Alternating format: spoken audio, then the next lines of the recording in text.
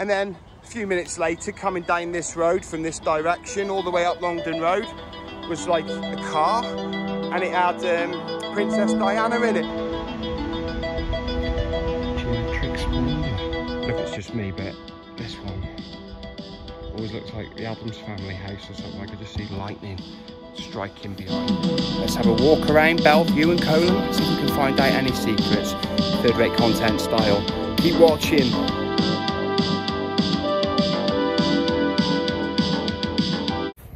Hi, welcome back to Third Rate Content. Today we're back in Shrewsbury, back on the streets of Shrewsbury, and just over my shoulder there is Greyfriars Footbridge, which we'll be featuring a bit more of in a moment, and we'll be walking over it. But today's video, if it was a music festival, is headlined by Belle Vue, of course. But these two boroughs of Shrewsbury, these two suburbs of Shrewsbury, are intrinsically connected. So we're going over the Coleham footbridge into Coleham, finding out a bit about Coleham. Might even tell you a couple of my own personal stories, anecdotes, and then moving on to Belle Vue, the headliner of today's music festival, if you would. We're in music festival season, so we can make these kind of jokes. But don't worry, we won't be having Greta Thunberg coming on to lecture us about paying more on our electricity and taxes. We'll be just showing you some history of Belle Vue and Coleham, and hopefully a few secrets you didn't know, and a few more personal anecdotes from yourself, the host, myself, the host of Third Rate Content. So buckle up and I'll see you out here. So the back of Coleham, still signs of light industry. Well, no, not really, it's a funeral directors, but these sort of sheds were used in the last 40 years for light industry. And then the back of Coleham, of course, we'll be going up there where it links up with Belle Vue Road at Coleham Head, and we'll also be having a look this side of Coleham School, etc.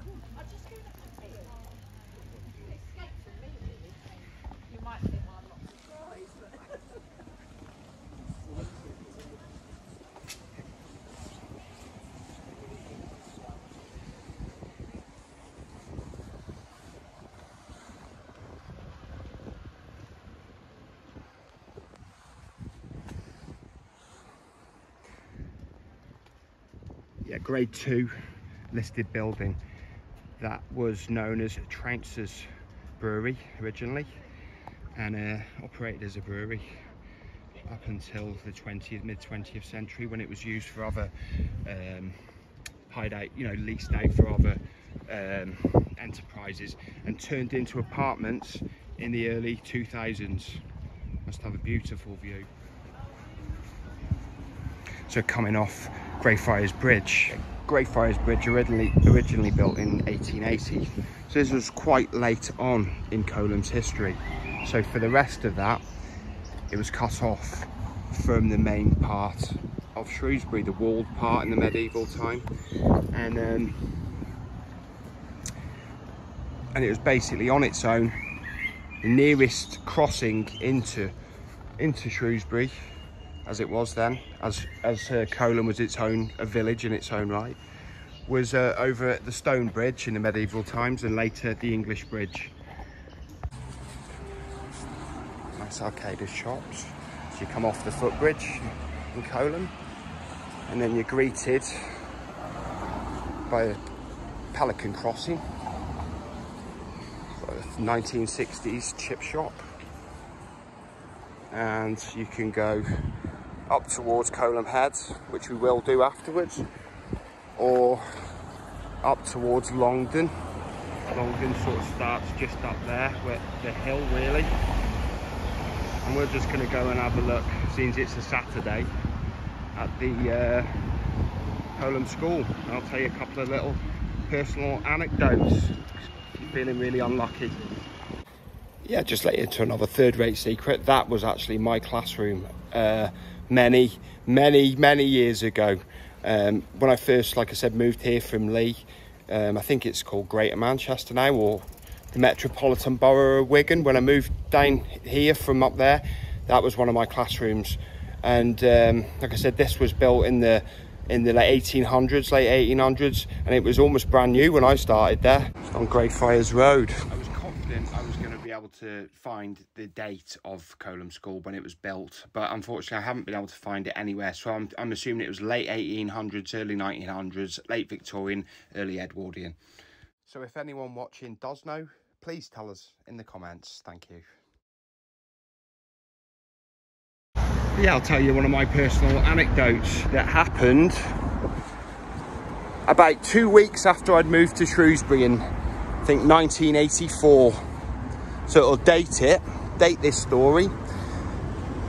I was playing in the playground here at Coleham, you know, right about over there somewhere.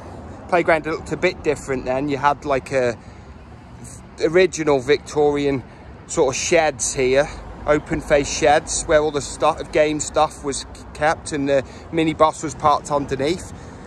And you had like Victorian red brick toilets over here, which were used still.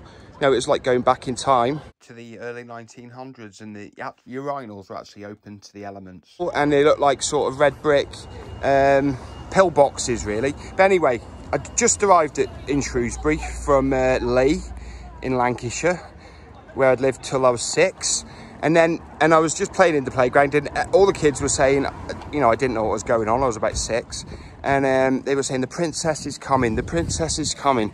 You know, and I was like, oh, wow. Well, I wasn't really wow. I was like, I'll go and have a look then. So I came and stood right about here and waited with the other kids. And then a few minutes later, coming down this road from this direction all the way up Longdon Road, was like a car, and it had Princess Diana in it. And I actually thought at the time, wow, that was boring. I was expecting a princess, being a bit naive, I suppose, in a carriage to come up. And then I saw this lady who I knew off the news, and I was like, oh, that's really boring. And I just walked away a bit disappointed, not realising really the significance of what had happened. But that's what happens when you're young. Third-rate content style. One of the pubs at Coleham. And you have got a nice row of shops here in Coleham. And I'd say these buildings are probably 1700s. But maybe from Coleham's riverside industry of working, which was one of its earliest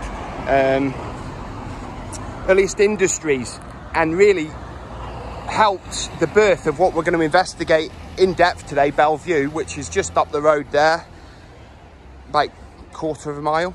And it was the riverside industries which was the fate of Coleham expanding the need for cottages, which kind of brought in the houses growth up at Belle Vue, where we're going to be heading now. So yeah, making our way down Coleham. A few more shops, barbers. Always had a lot of hairdressers. Got a bike shop that I'd never seen before, but it might have been here for a few years. And other barbers. But you've always had strong hair cutting and hair maintenance presence in Coleham ever since I can remember. Like I say, from 1984. Yeah, and I didn't notice, I think they were all kind of British run, those barbers. And again, they always have been in Coleham. Just an observation, you know, I'm just making an observation. Yeah, Coleham has quite a lot of what would have been, when they were built, social housing, but now obviously run by private letting companies associated with the council. Yeah, it's a bit covered in scaffolding, but yeah, this is Coleham pumping station. Again, a Victorian, very chapel looking building. Houses 2 engine water pumps, and it pumps sewage from this location until 1970, I believe. Yeah, it was built circa 1900, and it's run today by volunteers. Yeah, Coleham pumping station today run by the Shrewsbury Steam Trust volunteers, and if you want to visit it, it's best to phone, you know, book in one form or another. Here at Carline Crescent, just next to the pumping station, just moving up towards Coleham Head, and then just going around the corner, Carline Crescent, and start at Belle Vue Road.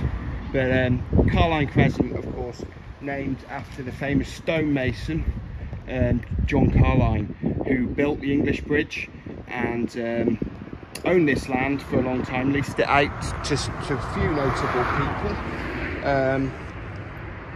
But yeah, he's associated with this. Geometric Splendour. Yeah, it was on this site in 1790 that Shrewsbury's and Coleham's first industrial sort of operation was run on a large scale, and it was done when John Carline leased the land to Charles Hulbert from Manchester, who ran, like I say, a large operation here for some time before giving up the lease and becoming a bookseller in Shrewsbury. But like I say, Shrewsbury's first taste of industrialism. Yeah, just here by Carline Crescent, just looking, the old, before the late 1800s, when Greyfriars Bridge was built, residents of Coleham would have had to gone over 2 bodies of water to get to what was known then as the town, or known today as town. But yeah, they'd have had to gone over the Reed Brook, and then you can only just see it through the trees. But the English Bridge, or before that, the Stone Bridge. We have sort of featured these areas before.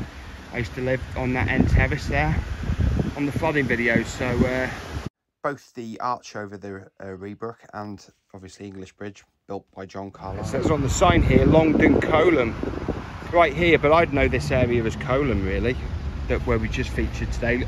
Because Longden Coleham's further up, I thought, nearer the cemetery. But you know, have a comment, tell us in the comments if I don't know what I'm talking about, and the council do. So we're here at Morton Crescent, just off Coleham Head, 7 Stars pub there. Shut, is it shut today? I think so, or maybe it's a bit early. Anyway, and we're just wondering, how did Morton Crescent get its name? Well, keep listening, you'll find out. So what is now Belle Vue Road was then the coaching road to Hereford and Ludlow. Used to take a sharp turn basically into what is now Old Coleham. This whole area didn't exist as a road then, and like I say, but this changed. John Carline sold this area where once the Castle pub was, but now these modern dwellings exist, was the site of the former Castle pub. Yeah, so this land was bought by William Hazeldine. It was a fairly big plot of land, and it had a pre-existing large house known as Gibraltar House, which Hazeldine, the Ironmaster, lived in for quite some time, well, for a while, until his son got married to his first cousin, interestingly. Seemed to go on a lot in them days. But anyway, for a wedding present, he did up the house, remodelled it, and called it Morton House, which was named after the forge in Shawbury where William Hazeldine learnt his trade. And that is how Morton Crescent got its name. But obviously, this crescent of red brick houses wouldn't have been built in his day. I mean, it could have been in his grandson's, but I'm not too sure on that. Yeah, and the reason the road got its straight run through, as opposed to going round the back into Old Coleham, was because part of the land, the part where the road is, other than the Gibraltar House bit up there, was gifted to the Turnpike Trust, which was the trust which administered 30,000 miles of road in Britain at that time, and was a huge concern. And obviously they wanted it to go straight through, as much, probably a better idea and easier for the coach drivers. So here I am, just about to enter Belle Vue proper. They link up with Coleham just behind me, and now we're gonna investigate Belle Vue, headline of today's festival. Sticking with that, aren't I? But anyway, so Belle Vue grew up in 4 distinct phases. Phase 1 we sort of covered already. It was increasing workers' cottages, you know, quarter of a mile up southwards into the Belle Vue area, what is now modern Belle Vue, from the workers' cottages in Coleham. And phase 2 would have been the increase in cottages around the 2 coaching inns that were on the coaching road to Ludlow and Hereford, and one of them is right behind me, the Boar's Head. Still going today. I think I am quite early, actually. I think it's a bit earlier than I thought. It's not open yet, but still going. But you know, I'd been there a few times in my life, but I'd never really paused to really think about it. But this pub goes right back. It might have had plenty of work done to it over the years to keep it going, but the structure is going right back, like I said, to this 1700s. So yeah, proper old coaching in. But it was the increase in cottages up here in Belle Vue and down out at Coleham southwards that eventually linked up and started the beginnings of Belle Vue as we know it today. Retail carnage in Belle Vue. I don't know if it's been turned into an apartment now, but this one's shut. I don't know what was Viewporium. I don't know what was here. It's not here now.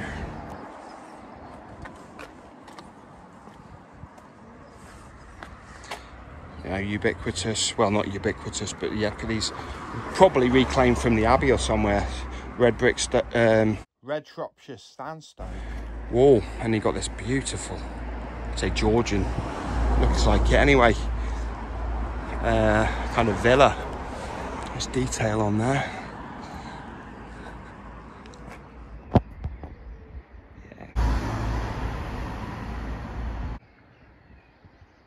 Yeah, this area of Belle Vue definitely looks like sort of an early part of it.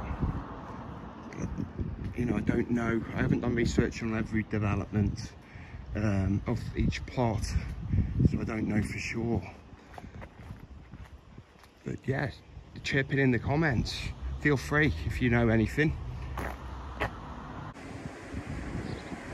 Holy Trinity Church, Anglican Church, one of the 3 places, possible places of worship in Belle Vue. That's number 1. I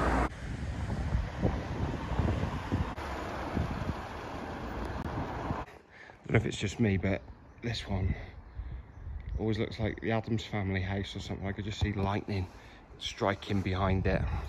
That's just me and my very fertile imagination.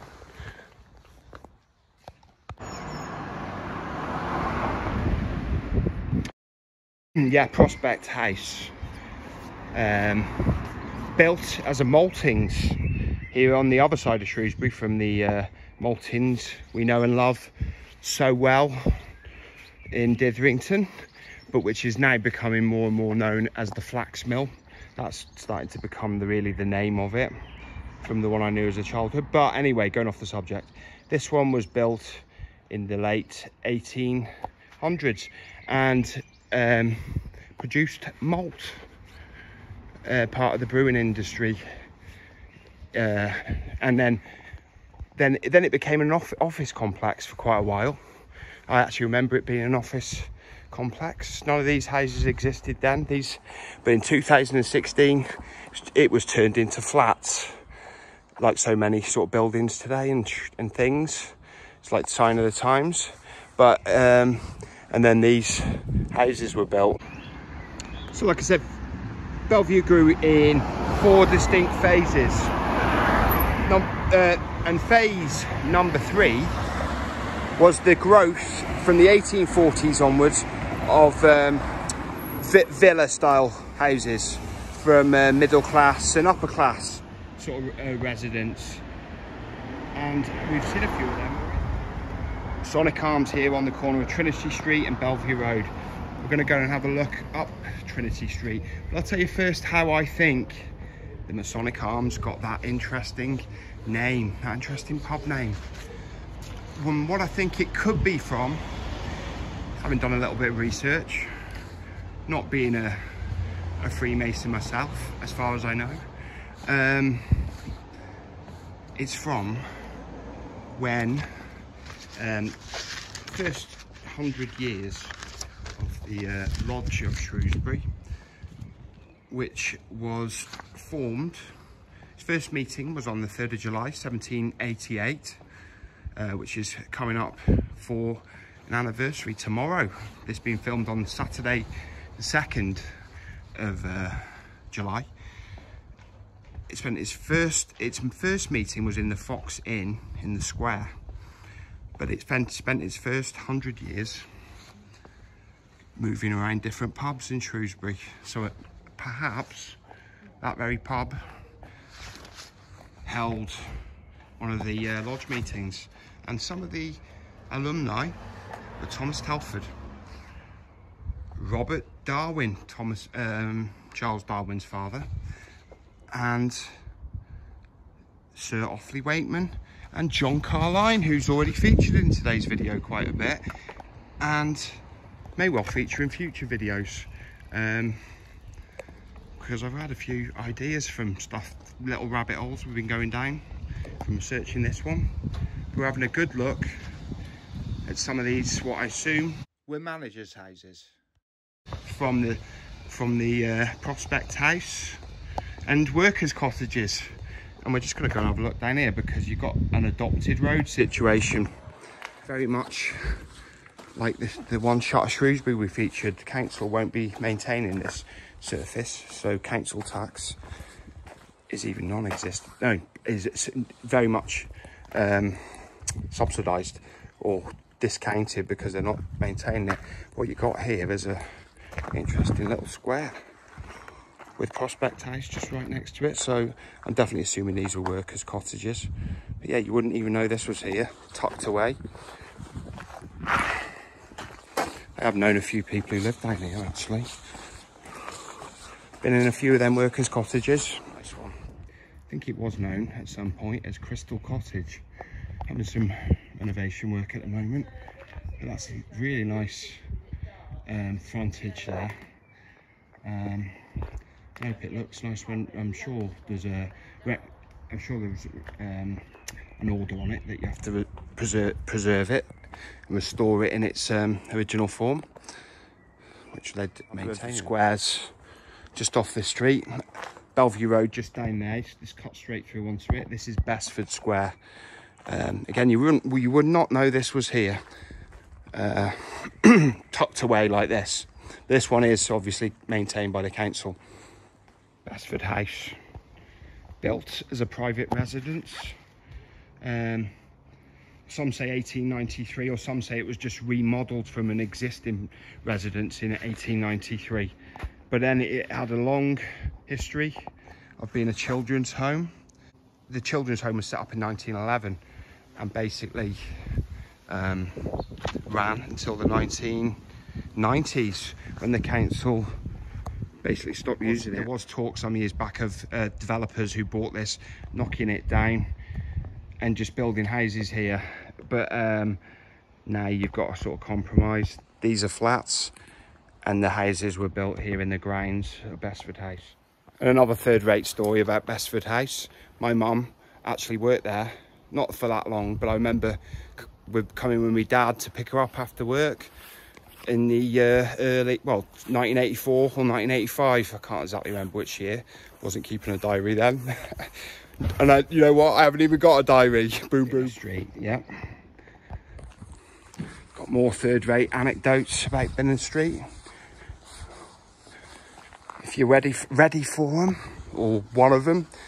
Yeah, I used to live down Binnon Street years and years ago. About 2007. 2008. I'll have to consult. I mean, I'm not 100% sure when it was, but I'll tell you what I'll do. I'll consult my third-rate diary. I'm only joking, it's not a diary really. But yeah, got the second of the 4 pubs of Belle Vue. 5 pubs of Belle Vue, sorry. Bad third-rate content, the Prince of Wales, and I have been in here a few times. It's yeah, I used to live down here. I just used to live right there, I think where the scaffolding is now. We'll go and have a look. But it's a nice pub, Prince of Wales. It's got a nice bowling green, serves ales, and a beer garden, like I said, bowling green, beer garden. Quite pleasant. I've probably been in there a few times in my life, but I did go in there now and again when I lived here, like I said, and I'll get to that now. But again, it's another nice walk up memory lane. I lived at this one. My flat, my actual flat was below ground. It was right down there. You could see the light coming from there. And the bedroom light was that one. Yeah, it's looking a bit sorry for itself now. But yeah, didn't live there for that long. But I had some good times. It looks like a dungeon now though. I'm glad I didn't have to escape from a fire in there. Really been here since then. Or infrequently that I can't really remember it. But I'm just going to tell you another story. I actually remember many years ago this being a corner shop. Because my mum used to walk me to Coleham school I showed you, down this way, or my dad, or my granddad actually. And this was a corner shop and everyone used to stop here. There was quite a few people coming from the area, Rebrook Avenue, which we'll see a bit of in this video, intend to. We could stop this way and it was like an Arkwright shop, open all hours, if anyone remembers that. And you could stand up here. I think these tiles they're probably not the same ones, but stand here and eat your sweets and have a chat with your mates. And go into see the old couple who were running it, and you know, get a 10p mix. So it really is, it's nostalgia for me. Let's walk with synth.